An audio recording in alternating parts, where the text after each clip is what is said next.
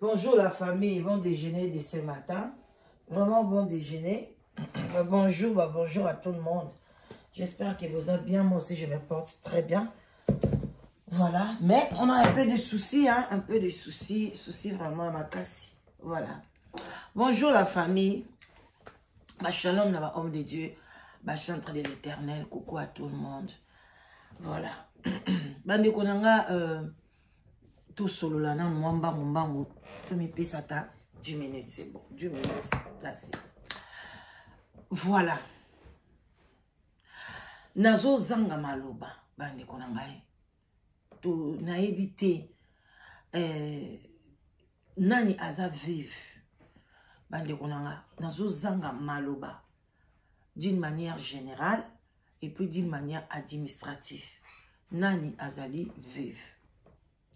Parce que dans moni a on a kacha poto bato belé baya na poto ba osa ba influence ya ozala mayele o naza star naza comédien naza journaliste naza boye mais ba classe to tangaka to tchaka ngo en pratique te ma bende ya congolais yangwana ne ozomona ba ministre wana même na Congo soko ke otala ba diplôme na bango omona ka ba docteur aboye boye mais mayele wana bochaka ngo en pratique te toujours sentiment toujours mawe toujours boy mboke tonga makana mawate mboke tonga makana sentiment te ce qu'il s'agit même au sacrifier tana yo pona mboka na yo tu vas le faire mais bato o bako bongisa mboka nde baza mukie makasi bazoba bande konangai kotanga elaksi to komi mayele okoko tango forcer kotanga bazoba pe ba forçaka o forcer zo bloquer makambo zo kene kotanga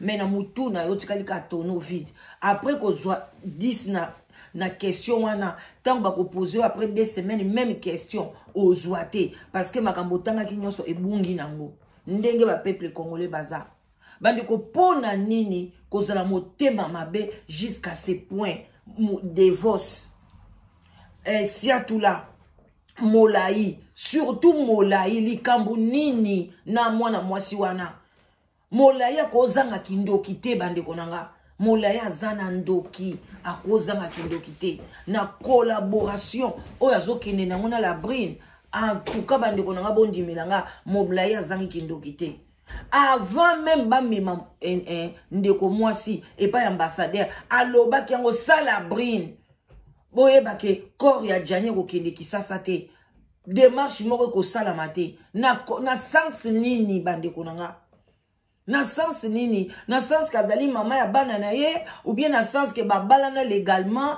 ou bien na sens nini bande konanga poni tolinga suko yoka mama loba ya famille te yoko bo mona ba vie na biso so kende normal te toli koyoka ba parents na biso te toli koyoka ba famille na biso te to komi ko sala makambu tellement boloba mboke koma ya bana na bana bokoma ko sala makambu bana na bana eza kitoko te c'est pas bien bande konanga c'est pas adorable ba famille ya Jani ba lingi mwana mwasi wana te butu na moi baza koloba butu na moi baza koloba Jani abomba eloko moko pona famille na yete a expliquer ndenge mwasi abengana ye atida ba video ndenge mwasi abengana ye papa na ye akufi na munoko na ye la brine mais bozui mwana mwasi wana a se déguiser corona pe sila nango a se déguiser ye wana bimi pona akende na makambo wana Bobo kisi ba Maxime tu bazo bundelango bobo kisi ba bana basi na biso ba meta bo memeli biso ye pa ambassadeur na ambassadeur yango so ba congolais ba sans papier baza kuna ba oluka ba passeport au sala kate ba passeport zo zanga ba congolais po ba betela bango ba cacher ba sala mo ba zwa mikanda opesa kate ba tena lie ya pamba ba oyo ko luka opesa te mais pona ko yambela biso veuve ya lokuta. En tout cas, moi, je suis moutete là. Na hebite bate basa batete la bozandenge nini. Bo conseiller bande konabino. Ba veve bela batete la toyebi. Ba se balingika ko wele la bambongo ba mibali batikaka. Asa ye mokote. Ba zebele. Mais beaucoup souka mabe, surtout yoko souka mabe. Moi je comprends pas. Famille pense telemi, mais yango la brune a dominé Jani, a dominé siko bino bato botikali. A dominé bino. Ngana ça na problème te, bon mais maye pas baisser l'ambassadeur, bon mais maye partout, mais ngana na problème, bon présenter veuve ya Jani te. Ndeko moi si, ozo wele la ki veuve.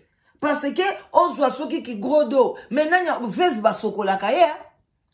Veuve bati kakaye bongote. Veuve famille mobile lo bakali kambo. Awa yo lati ki veuve a Jani. Yo moko muto lati yango. Ti ba kei na yo. O vandi na kicho mi vandi su. O lati bilambe belo komi lo kwa. Base ba Sénégalais ba mama popo.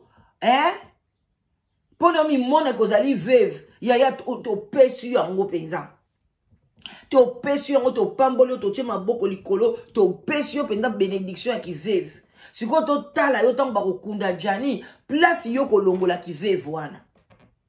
La ta kango parce que to yebi babengaka veuve Kasavubu, veuve boye, mais yo peto bando bengo veuve Jani.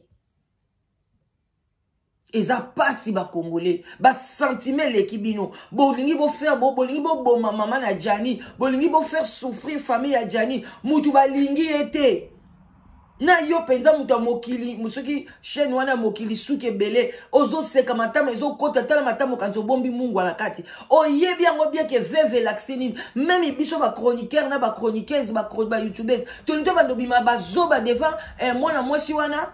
Olibo bébé ça va qualité na bino misala na bino pour na mona moi sur la brune. En tout cas la brune c'est une sorcière, aza vraiment sirène. Ayabi pendant ndeni ko manipuler peuple. Mais la brune, tu peux manipuler les gens au bas moindre esprit. Nga ko tikala ko manipuler gâté. Na chaîne na biso ko manipuler ka bisoté. Na moi si lokola yo. Ceux qui na boy kokote la yo parce que sali ma be o nga na koko koto la moté. Malgré na moi si mais na bande kwa mibali. Na zana yaya mibali nazana bana na bota mwana mobali na ko tolérer yango te so na tolérer yango cela veut dire qu'il na ofungula la porte na famille na ngamoko oyo yo sali ezali mabe ezalaka te siko zo wela ko kepa monsieur l'ambassadeur pour dire quoi vérité nanu eleka ki wana ti Jani akufaki ozo tâtonner tu ne dis pas la vérité.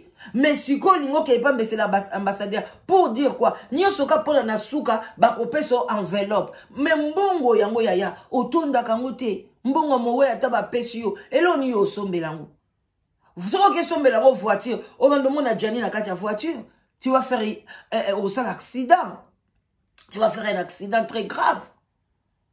Et le konyoso ya mbongo ya Jani o yo kozwa e kolanda yo eza lokola bombe na kati ya maboko nawo nyoso o ya kombo ya nani ya Jani ezali lokola bombe na kati ya maboko na yo ndeko na ngai mwasi mi vandi sana yo mi vandi sana kati ya ndako na se tika bango bamolai basala ba démarche eloko ni yo ko signer eloko nini pesa biso livré na yo familial. Place yo bala ki Jani. Place bino bo bala na famille na bango tozana ba parole. Balobi ke ata el likuta moko ba pese la yote. Ni famille na yo ba mona bango te. Ni famille na yo ata moko ta ko tia makolo na matanga na bango. Lobaki aya na ye ba yete. Mais ba aya kutu ko se présenter te ba boy ba leka Jani ba na kanda. Siko ba mona ka ba video na bazana ngo besoin ba tala ba démarche. Ale ba mona mutu mobo alati loko ba mama kala ba mama popo. Allez, aye wana mi vandi si boye, baba mona kae, wone za koboma mama na bango. Na yebi ke bandeko na ngai na Kinshasa kuna bandeko na biso tozo soutenir bino pour mama kasi ba video ya ba salite nde wana o ba siatula ba sali nan doki mulai boka mata yango te bolakisa mama botika mama a vivre na e ta o nzamba pesa ke komona mama be komona e bonne santé bozana chance kokolisa mama na bino ensemble bolakisa e ba video ya buzo ba wana te s'il vous plaît. Bon lek ça été pas ya vandi na pour le moment ça na média na maboko te bon la ki ça été bon za na mayele bo batela mutema maman même ngana ko sala nga pasi nga ikutu na famille ya Jani te mais na zo soutenir œuvre fani ya Jani pardon mais nazo ka pasi bon ko bato ba botami na ye pasi ko za ndenge ni peuple congolais poni to obima na ghetto te poni to zo bima na buzo bate poni tozo bimate bandeko nanga toza kaka tokangami ka na buzoba oyo nini bandeko bokei pa ya ambassadeur bozokele olakisa biso buzoba na bino na ebite na mesela ambassadeur ango boyoka bino moko boyoka présentation oyo bazo présenter la brune merci la présentation okofuta bango c'est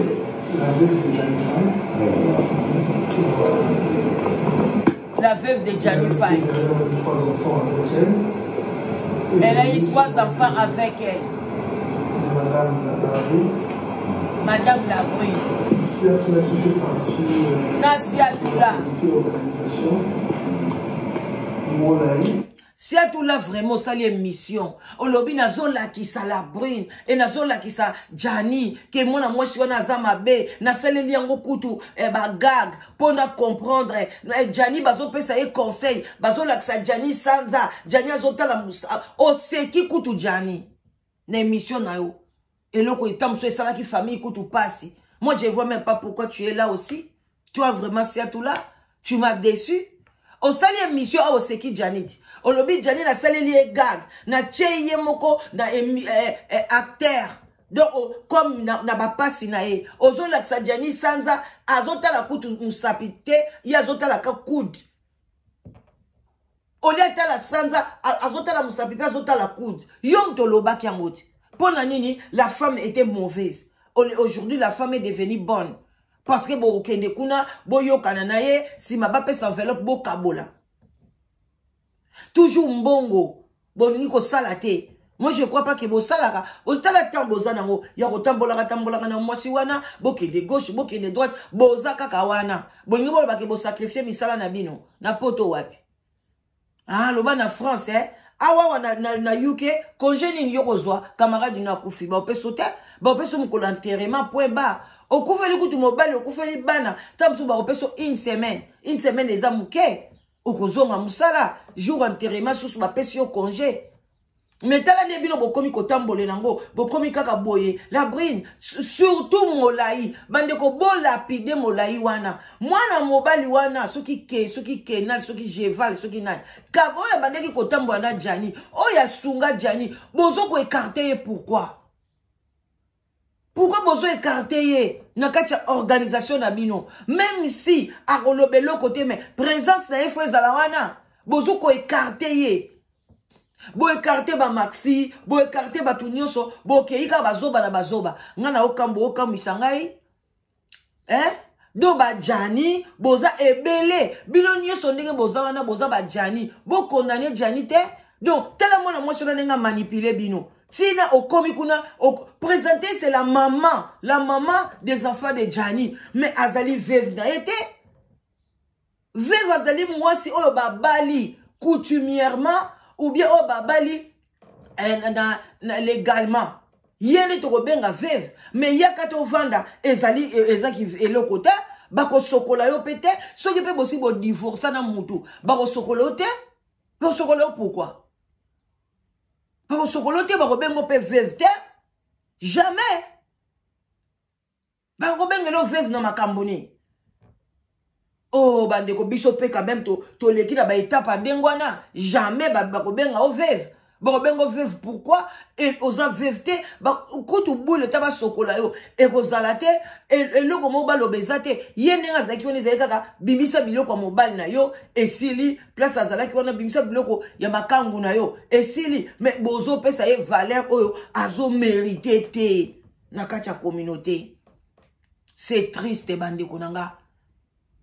Naza sur oyo eza mbala liboso pe mbala ya suka bola kisi biso mwana mwasi oyo en public bande konanga ba mama ba chroniqueuse bo beta sete na likambo oyo sinon te mama ya Gianni akokufa avant corps ya Gianni ya na Congo mama wana akufi sikoy ko pesa biso esengo ya nini corps yango to olinga ezonga pona mama na ye surtout sa mama amona mwana na ye mais ko bozolinga bo bomba mama wana avant corps ekoma tala ba assassin ba molai ba assassin ya mama Gianni molai assassin ya mama ya Gianni ndoki ya mobali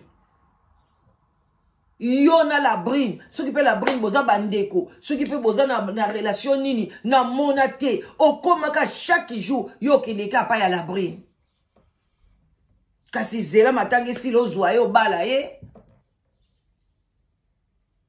Et ça passe si congolais. Non. Ça c'est pas normal. Ça c'est pas normal bandeko nangai. Faut que telemela likambo yo la brine comme on analyse sous dans les réseaux sociaux te cache-toi tiba kokunda Jani cache-toi et sili tozana tina ya présence et pas ambassadeur et pas ya bokene pe ko sala nini et le konini bokene pas ambassadeur faire quoi? Vous pouvez aussi sur solo ambassadeur na téléphone. Et le koni bossa la pas ambassadeur. Bah on a besoin de signature na binote, bah on a besoin de signature à mutumorote. Tout ça c'est pour flatter. Ya ambassadeur wana ba tu ba zakune belé ba sans papier. Asa bengi sa bango sungata bango apesa bango ta ba passeport. Ba bande ko sengela e passeport diplomatique banda kala. Ba pesa ki yango? Ba pesa ki e? Seconda kufi bolibo laksa e bolingo na bino ba ambassadeur. Na moi c'est ndoki. Non, moi ngai moi c'est ambassadeur nanda kuna osilikilo mobile nanga même ngala so naza ambassadrice na oyebisa maman toi tu peux pas te figurer dans les réseaux sociaux eza malamute la maman aussi ya Jani aza bien te tout ce qu'on a attendu soit calme okoiko boko ko mona e na sans caméra même si alingaka kene bosa ba bêtise na bino mais sans caméra bozo médiatiser ngo c'est pour faire souffrir qui? La maman de Jani et sa famille. C'est triste. Vraiment, c'est triste. Pour moi, je m'arrête là. Je dois aller au travail. Mais, en tout cas, bande kodanga, ils a passé. Beau liker, beau partager, beau commenter, beau lobela yango, beau lobela molai, beau tchena ba miniature, beau gazé, beau gangela e. Ok, na yope molai to ana besoin na oli soute na katu ya o meme la biso likam. Boloba ki boche 2 minutes porte parole na binoti. Na communauté na bino bobaki 2 minutes ya oto sito yoki e. Place ni 2 minutes ya ko pesa biso rapport. Tozo kongo kana ba minoko ba siatula, munoko ya te, même organisation muke bozo ko kangote porte parole na bino 2 minutes azalaki na bino. Azalaki te, il fallait Zalanabino partout, place yo sobozo kende, ceux qui émission, bimi pas ambassadeur, c'est 2 minutes qui va prendre la parole, qui va expliquer la population, wapiye, bebowe la kambongo, mbongo, choisi matata tche 10 000, kingandi asali boye, mais pour na bo pesa biso, bo pesa biso biloko bien, oyo famille pe ko sepe la, bo blesser famille wana. Moi si wana non. Azo mérité te. C'est une sorcière bande konanga. Bo balobi mort eza naturel. Oui. Toko boite. Afina ki e kingo te. Nga na lobi na émission nga jamais ka fina ki e kingo. Mais abomi à petit feu. Abomi à petit feu. Anyo koliye, mukandate, bo koko misaye mwana musala, koko misaye boyi, Jani abotami mwana liboso na bande kwa basi, cela veut dire que nanda kuna bango, azaki lokola roi, abande ko sala misala te, akomisi mwana musala, mwana batamuna poto, mwana musala, anyo koliye fo mtake nekotika kabana na classe, kokende ko zwa, ye moko pa zolo banga musala nanga, na banda kango soki na 10h, na 6 kango 18h, je na ko sala pressé te, na ke neko zwa bana, ye fo ke neko nyoka mana bana mais ozo pese mukanda te la brune. Et puis la brune a bien dit chez Irène que yé nani donc zongisa na pokwa maloba ya la brune eza maloba kalate eza maloba après Jani akufi. En tout cas maman Irène merci audio wana osala ki bien ndengo exposer ngo kolanda bazoba o bazoloba teke bo sololi na mutu pona nini obimisi yango obimisa ki yango na pouvoir na yote ndenge na yebeli yo nda discrétion oyo Irène ozala nango obimisi audio wana ezaki Jani nda kotaki na kati na yo. Bani ongande na yebel Irène Masiandoki. Anga bimisangote. Asala angote. Asala kangote. O solo li na ya enregistré yo. Non. Jamais. Mais ceux qui asala kiango. Eza. Jani muta kotaki na kati na ye. Pona toye ba vérité. Ke bazala y mwasi na mobilité. alobi yango bien to kabwana kala na lokoti ye parce que azanga kesika rolala ale mwasi ande ngona bomema ye maloba mabende ngwana keloba na miso batu papa bana boboti bana misato et puis bozo kene koloba pepa ambassadeur to boti na ye boti bana misato est-ce que na kacha ba papier na kacha ya France bazala bana misato si azana bana mibale moko na mutu musumu ta déclarer quel buzoba ya ba congolais tele buzoba pona na ambassadeur yango pe ya Congo ta Congo ka pays moko ba zoba na ambassadeur zoba parce que normalement bokoki jamais ko déclarer ki aza veuve deuxièmement bokoki jamais ko déclarer na ambassade ba botine bana misato non bazana bana mibale oya bazana komba Jani c'est pas ça kozana komba Jani de lobi ke déclarer bana non la femme peut porter les noms mais aza déclarer te que papa na ye wana bino bokati biso neto to biso beto seba 30 ans na poto en tout cas botika la malamu makamba Jani o to suka nango awa na binote a bon attendeur sali bye bye.